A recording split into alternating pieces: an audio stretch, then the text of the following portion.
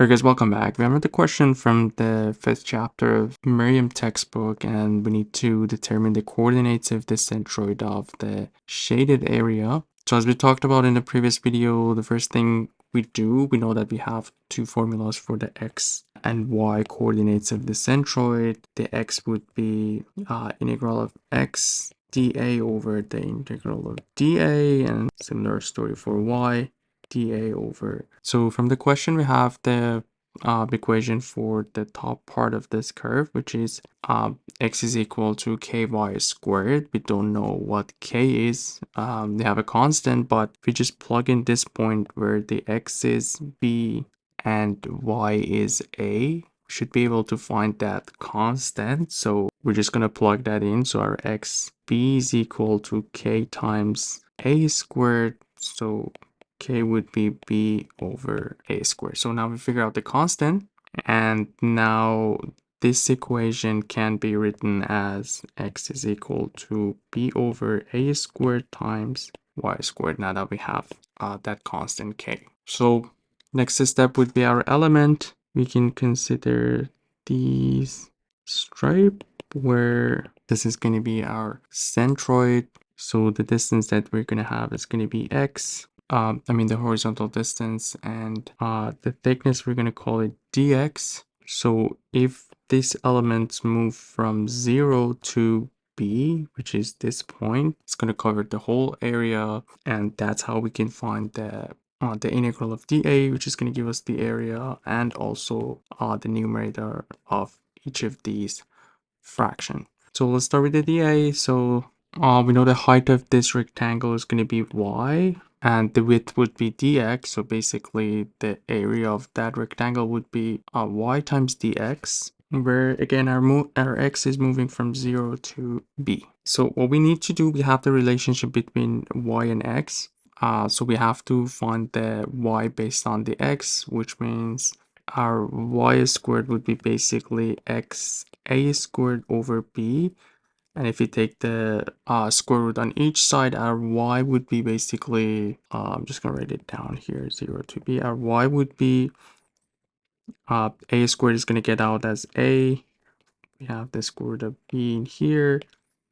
And also we have the square root of x dx. So now we have to figure this integral. So square root of x is actually x to the power 1/2. So we're going to take out all the constant, which is a over square root of b. And for the x to the power of 1/2, we're going to have 2/3 of x to the power of 1/2 plus 1, which is going to be 3/2, going from 0 to b. So that's going to be basically 2/3 of b to the power of 2/3. And the 0 is going to give us 0. So, sorry, 3 over 2. So if you want to bring this one up, we can subtract it here. So it's going to be 2/3 of a times b over 3/2 minus 1/2, which is going to be basically 1.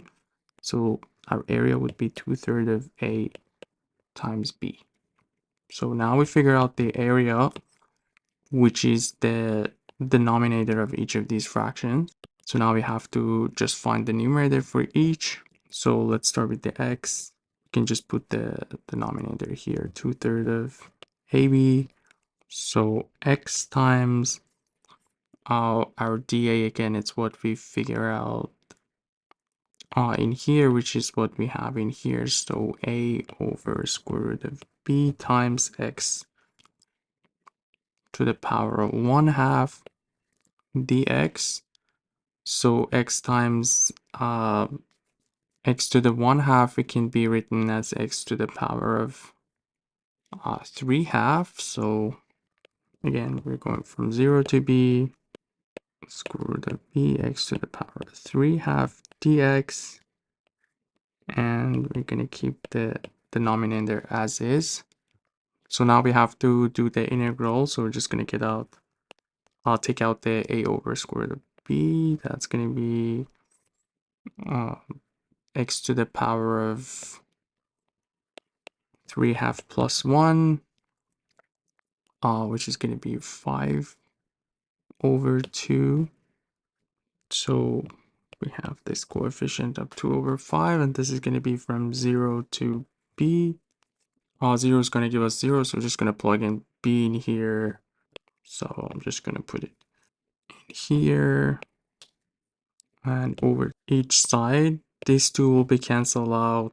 So it's going to be b squared. So we have 2 over 5b squared over 2 over 3b, and cancel out 2. So it's going to be 3 over 5b. So that's the x coordinate of our centroid, and we're going to do the same thing for y. So denominator is the same, 2/3 of ab, and now we have 0 to b. This time it's going to be y times dx.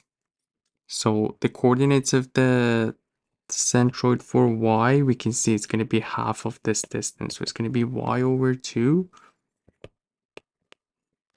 times dA, and our dA is basically y dx that we did. So we can just write it as this.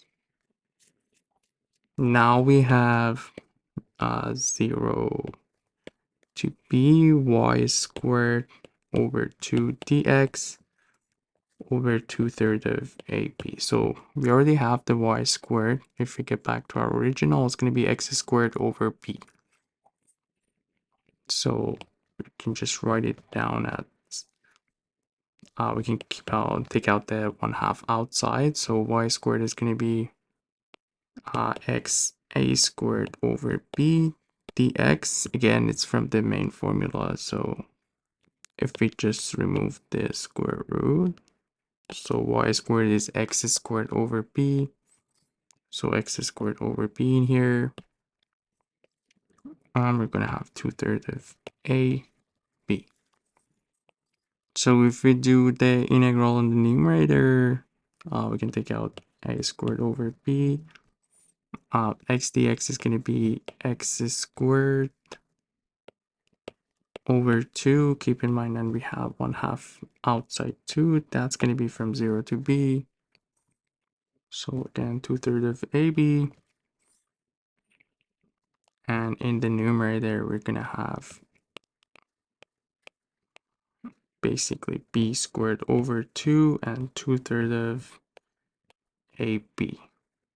So these two can cancel each other out. B can cancel. So one of the a can cancel each other out. So the 3 is going to go to the numerator. 3 over 2 times 2 times 2, 8. And there's only one a left. And that's going to be the coordinates of the y coordinates of the centroid. So yeah, so we have only two main formulas in here. Just watch for these two, that the x of the element is basically x, but the y is going to be half of that distance. So that's why we put y over 2. And yeah, it all comes from these two formula and the constant that we need to find, and the rest is just a calculation. Hope everything was clear. Let me know if you guys have any questions. You guys take care. I'll see you in the next video.